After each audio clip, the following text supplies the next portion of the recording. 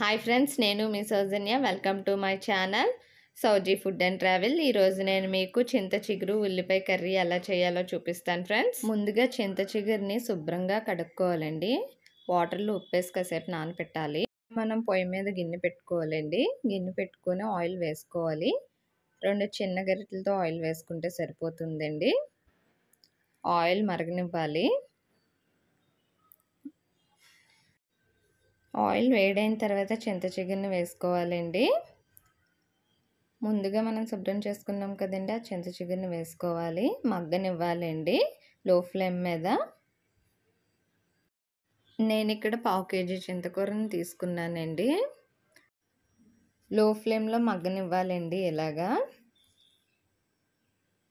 మగ్గిపోయిందండి. ఇది ఇప్పుడు మిక్సీ పట్టించాలి. మిక్సీ జార్లో వేసుకొని పేస్ట్లా చేసుకోవాలి. ఇలా పేస్ట్ చేసుకోవాలండి చింతకూరని. ఇప్పుడు పొయ్యి మీద గిన్నె పెట్టుకోవాలండి. ఆయిల్ వేసుకోవాలి. ఆయిల్ వేసుకుని ఉల్లిపాయ ముక్కలు వేసుకోవాలండి. నేను 4 పెద్ద ఉల్లిపాయలు కట్ చేసుకున్నానండి. కట్ చేసుకుని వేసుకున్నాను.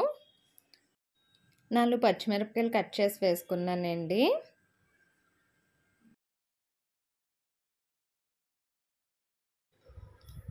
ఇప్పుడు వేపుకోవాలండి ఉల్లిపాయల్ని బ్రౌనిష్ కలర్ వచ్చే వరకు. లో ఫ్లేమ్లో వేపుకోవాలండి, లేకపోతే ఉల్లిపాయ మాడిపోతుంది. సాల్ట్ తగినంత అండి. చింత చిగురు పుల్లగా ఉంటుంది కాబట్టి సాల్ట్ కొంచెం ఎక్కువగానే పడుతుంది.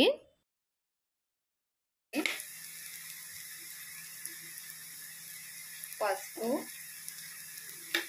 1/2 టీ స్పూన్,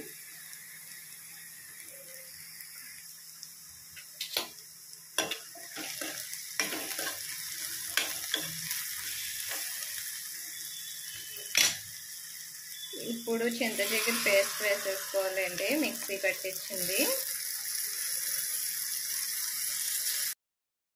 ఈ చింత చిగురు సమ్మర్లోనే దొరుకుతుందండి. పుల్లగా నోటికి రుచిగా ఉంటుంది, చాలా బాగుంటుంది.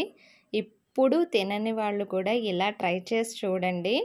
నేను ఇందులో కారం కూడా వేయట్లేదు. 1 గ్లాస్ వాటర్ వేసుకోవాలండి, ఉడకనివ్వాలి. చింత చిగురు త్వరగానే ఉడికిపోతుందండి.